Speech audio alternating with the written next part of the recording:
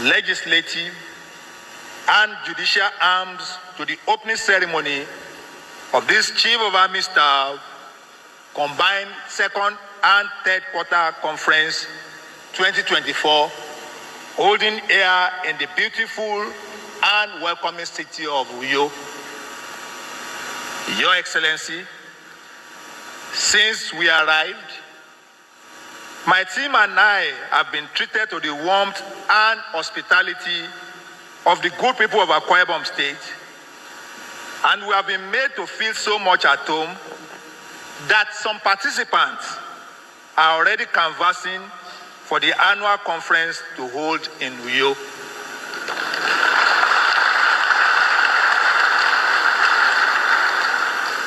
Although I know His Excellency will not mind hosting us again in December, that may not be feasible due to other exigencies.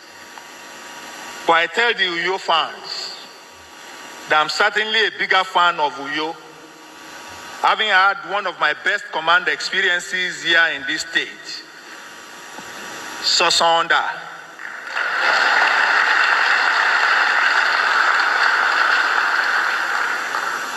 Your Excellency, distinguished guests, and conference participants, since the Nigerian Army's senior hierarchy last met in April for the first quarter conference, we have witnessed a new set of security challenges in the country. Aside from the known threats of terrorism, insurgency, banditry, illegal mining, and farmer herders crisis, the recent protests in the country, which were primarily driven by discontent over economic issues and government policies, resulted in significant unrest and, in some cases, violence. This situation reminded us that as an armed force, we must not only focus on physical security and defense of the nation, but our food and social security issues can snowball into physical security challenges. The protest that held between 1st and 10th August this year was largely driven by provocative and inciting social media traffic. Although it was professionally managed by the Nigerian police force, supported by the military and other security agencies, the challenge that it posed is a pointer to the fact that the military must always remain professional. It is obvious that some of the protest organizers hold contrary opinions from the government on how the security forces manage the situation. However, I believe it was carefully handled, and I commend our commanders and troops for conducting themselves in the most professional manner as they worked with the Nigerian police and civil authorities to effectively control the situation. Nonetheless, I'm deeply saddened by the loss of lives and the destruction of public facilities, as well as looting as witnessed in some states. As investigations are instituted into the actions of both the protesters and security forces, I join other well-meaning Nigerians in condoling the families and loved ones of those who tragically lost their lives during the protests. As a creation of the Nigerian Constitution, the Nigerian Army recognizes citizens' right to hear their grievances, but believes that such should only occur within the confines of the law. Evidently, the situation that led to the protest seems to have settled, but the Nigerian Army understands that the issue of food security will remain on the front burner of our national security policy and discussions for a while. as a way of strengthening its soft power approach to resolving Nigeria's food security challenge, the Nigerian Army will, in the coming days, review its agricultural policy to better position the Nigerian Army Farms and Ranches Limited to significantly boost crop production so that the Army can release grains into the market at highly subsidized rate in support of government efforts.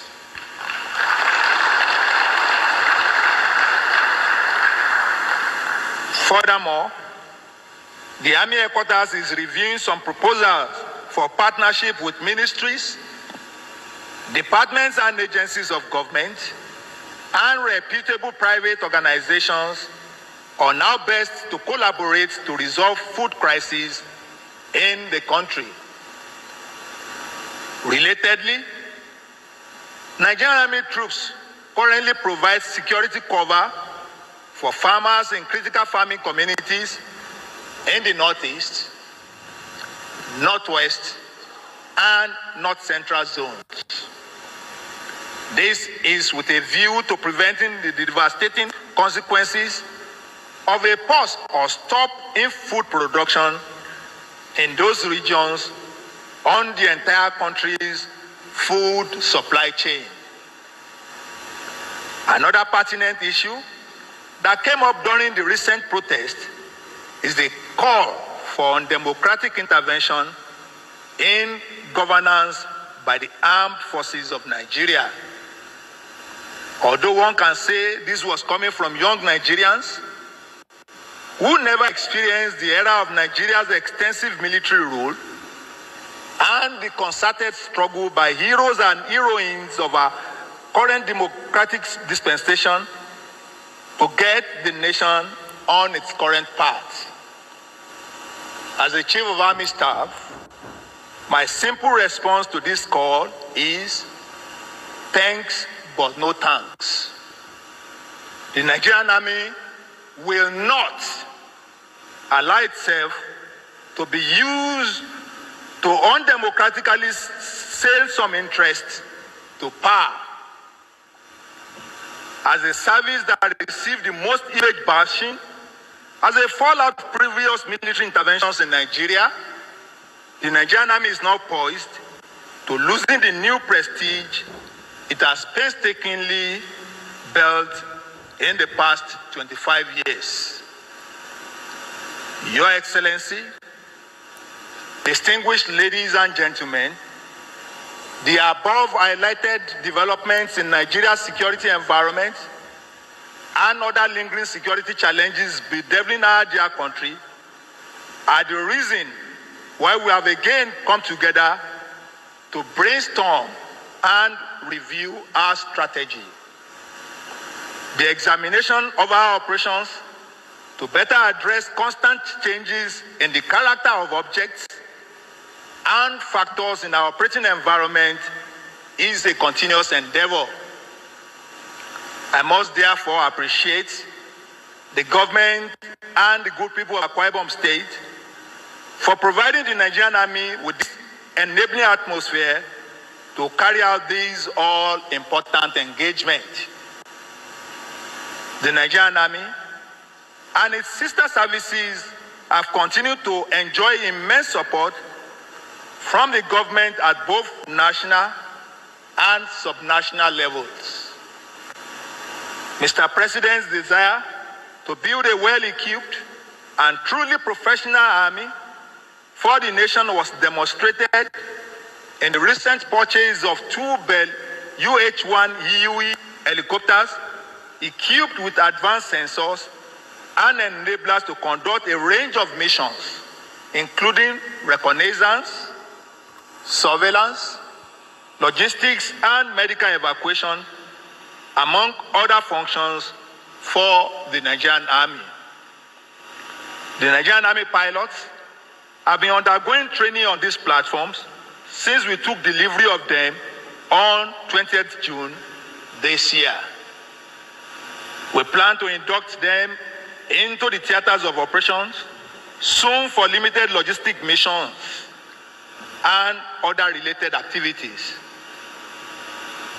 The Nigerian Army also acquired other combat enablers, such as mine resistance ambush protected vehicles,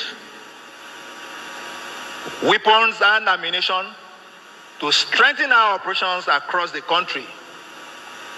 These acquisitions will undoubtedly enhance the effectiveness of our troops across the various theaters and will help firm up the nation's path to a security environment that will enable economic prosperity.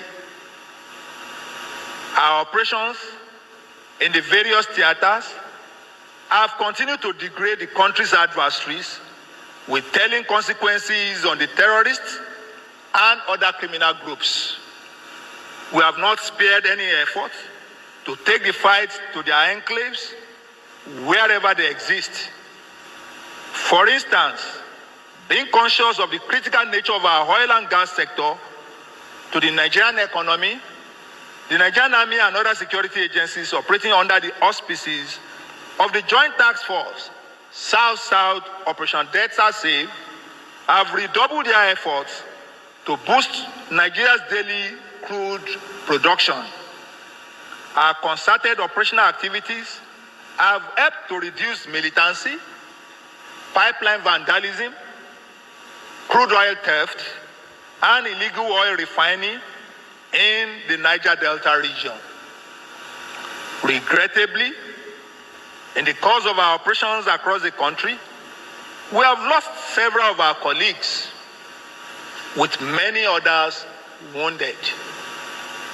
I would like to pay a special tribute to these brave officers and soldiers for their immense sacrifice in ensuring that Nigeria remains safe, secure, and united. The Nigerian Army remains resolute in sustaining the ongoing efforts to ensure maximum revenue accrues to the federal government for the benefit of the generality of Nigerians. Troops' welfare remains a cardinal point in my command philosophy. To this end, we have continued to fine-tune our welfare schemes to benefit our personnel and their families. For instance, the Chief of Army Staff Personnel Empowerment Loan Scheme, launched during the first quarter conference in April, is already a huge success, as over 1,700 beneficiaries have been serviced with a waiting list of about 3,000 personnel.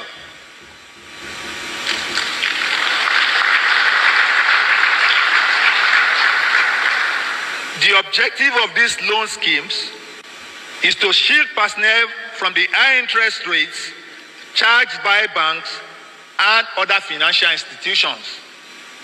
Relatedly, the Post-Service Housing Development Limited, as of date, completed 200 of the 400 units of houses in Idu, Abuja, under the Affordable Home Ownership Option for All Soldiers, AWUA's scheme. I thank His Excellency, Governor Eno, for approving lands for the AWUA scheme in Uyo.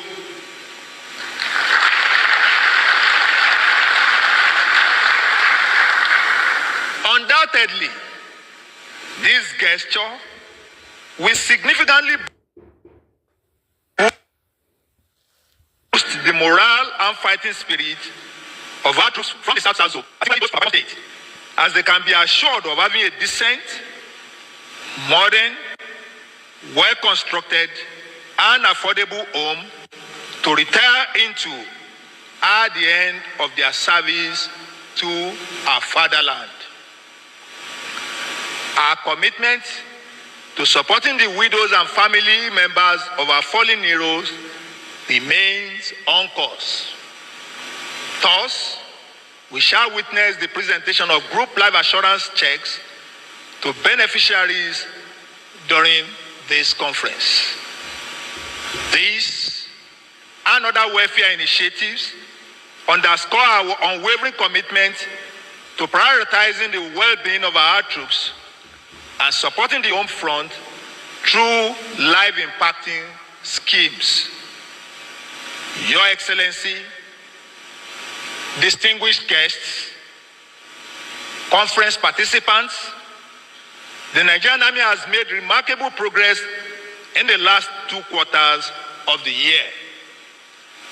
These achievements are a result of the tremendous support from our political leaders, cooperation with sister services and other security agencies, and the backing of Nigerians.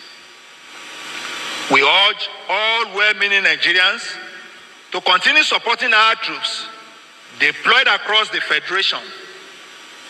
We look forward to enhanced collaboration and assistance in making our beloved country, Nigeria, safe for everyone. The Nigerian Army will continue to collaborate with personnel of other security agencies to contain the myriad security threats across the country's 6 geopolitical zones. Finally, with a high sense of responsibility and respect, I humbly express our profound gratitude to the President, Commander-in-Chief of the Armed Forces of the Federal Republic of Nigeria, His Excellency President Bola Ahmed Tinubu, Grand Commander of the Order of the Federal Republic, for his unflinching support and strategic guidance to the Nigerian Army. On behalf of the officers and soldiers of the Nigerian Army, I once more pledge our unalloyed loyalty and total commitment to the defense of our Constitution, Nigeria. I also wish to acknowledge His Excellency, the Executive Governor of Akwa Ibom State, Pastor Umoeno, for honoring our invitation and consistently supporting our collective efforts to combat criminal activities in Akwa Ibom State. Thank you all, and God bless.